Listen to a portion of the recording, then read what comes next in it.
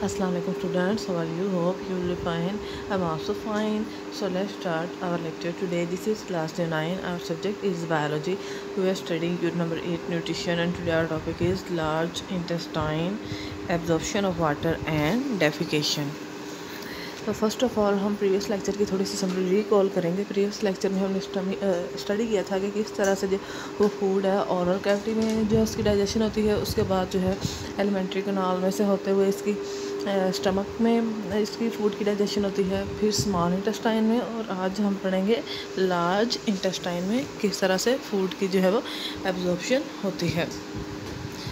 After the digested products of bile have been absorbed in the blood, यानी कि bite के अंदर से जो सी चीज़ें डाइजेस्ट होनी होती हैं वो ब्लड तक पहुंच जाती हैं। इसके बाद क्या होता है, बाकी की जो रिमेनिंग मैस है वो लार्ज इंटेस्टाइन में एंटर हो जाता है। तो जो लार्ज इंटेस्टाइन इसके 3 पार्ट्स हैं, सीकम, रेक्टम, कोलोन। कौन कौन से 3 पार्ट्स हैं इसके? Caecum, colon and rectum. तो लार्ज इंटेस्टाइन के जो तीनों पार्ट्स हैं वो आपने याद रखने हैं। कौन कौन से हैं? Caecum, colon and rectum. अब हम इनके स्टेप बाय स्टेप जो है वो फंक्शंस स्टडी करेंगे।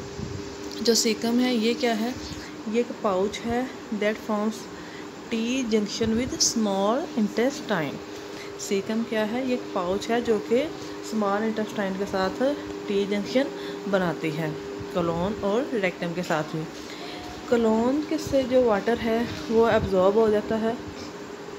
कोलोन से जो है वाटर ब्लड में एब्जॉर्ब होता है। जो ही वाटर एब्जॉर्ब होता है, जो बाकी सॉलिड रिमेन्स हैं फूड के, उनको कहते हैं फीसिस।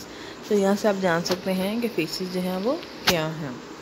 जो फीसिस हैं इनके अंदर क्या होता है? It mainly consist of undigested material. जो फीसिस हैं इनके अंदर क्या होता है? अनडाइजेस्टेड मटेरियल होता है। लार्ज नंबर ऑफ बैक्टीरिया, बहुत सारे इसमें बैक्टीरिया होते हैं। Slough off cells of alimentary canal, alimentary canal में से जोन से सेल्स जो है वो उसके अंदर शामिल होते हैं फूड के अंदर। Bile pigments and water are also parts of faeces. तो यानी कि इसमें क्या होता है कि यानी कि जब स्मॉल इंटेस्टाइन है उसमें से जोन से भी फूड प्रोडक्ट्स हैं वो ब्लड में एंटर होने होते हैं, वो एंटर हो जाते हैं। तो जो बाकी बच जाता है मैस वो लार्ज इंटेस्टाइन में एंटर हो जाता है, जो कि अनडाइजेस्टेड होता है। उसको फीसिस कहते हैं। उसके अंदर बहुत सारे बैक्टीरिया होते हैं, उसके अंदर स्लफ्ड ऑफ सेल्स भी होते हैं एलिमेंट्री कैनाल के, और उसके अंदर बाइल पिगमेंट्स और वाटर भी होता है। जो फीसिस हैं उनको टेम्परेरीली रेक्टम में स्टोर किया जाता है, यानी कि वक्ती तौर पे तो उनको रेक्टम में स्टोर कर लिया जाता है। रेक्टम जो है वो एनस में खुलती है। नॉर्मल कंडीशन में क्या होता है कि जो रेक्टम होती है फीसिस के साथ फिल्ड होती है, तो उससे क्या होता है? It give rise to a reflex. इससे रिफ्लेक्स प्रोड्यूस होता है। And anus is open for defecation, और एनस जो है डेफिकेशन के लिए उसको ओपन किया जाता है। Defecation means removal of waste, for removal of waste, यानी कि वो पार्ट फूड का जिसके अब हमारी बॉडी को ज़रूरत नहीं है उसको फीसिस कहते हैं, और उसके रिमूवल को क्या कहते हैं? डेफिकेशन। तो जैसे ही रिफ्लेक्स यानी कि वो एक तरह की वेव्स प्रोड्यूस होती हैं रेक्टम के अंदर, तो उससे जो है क्या होता है? एनस ओपन हो जाती है और डेफिकेशन का प्रोसेस जो है वो सर अंजाम दिया जाता है। This reflex is consciously inhibited in adults. Adults में क्या होता है कि वो उसको अपनी मर्ज़ी के साथ कंट्रोल कर सकते हैं डेफिकेशन के प्रोसेस को।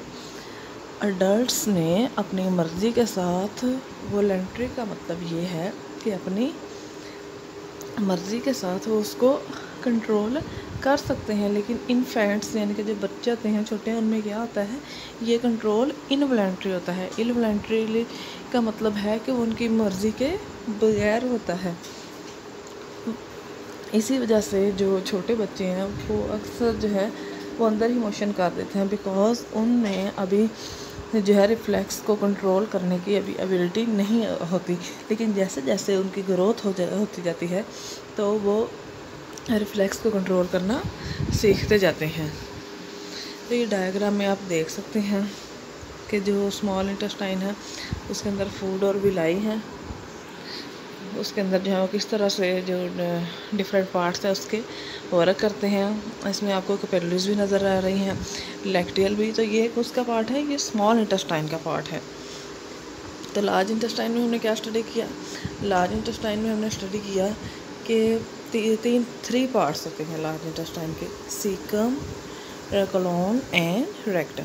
तो सबसे पहले आपने ये बात याद रखनी है कि लार्ज इंटेस्टाइन के कौन कौन से पार्ट्स हैं, सीकम, कोलोन एंड रेक्टम। फिर आपने इनके जो है अलग अलग से फंक्शन याद रखने हैं। जो सीकम क्या है वो एक पाउच है जिनकी एक स्मॉल इंटेस्टाइन के साथ टी शेप जंक्शन है। फिर आपने कोलोन का फंक्शन बताना है। कोलोन क्या है, यहाँ से जो वाटर है वो उसके अब्जॉर्ब होता है ब्लड में। उसके बाद क्या होता है, जो रेक्टम है तो उसके अंदर अनडाइजेस्टेड मटेरियल जो है वो सारा ऐड हो जाता है। तो इनके इस तरह से जो है वो सेपरेट फंक्शंस भी आपने याद रखने हैं। अगर आपसे पूछा जाए एग्ज़ाम में कि what is the function of caecum या रेक्टम या कोलोन, तो आपने इनके फंक्शंस बताने हैं या आपने पार्ट्स भी पूछे जा सकते हैं। What are the parts of stomach, what are the parts of small intestine, what are the parts of large intestine. तो इस तरह से आपसे ये पूछा जा सकता है। So this was about today's lecture. I hope you must have understand this very well. Still if you have any confusion, you can again ask. Thanks and take care.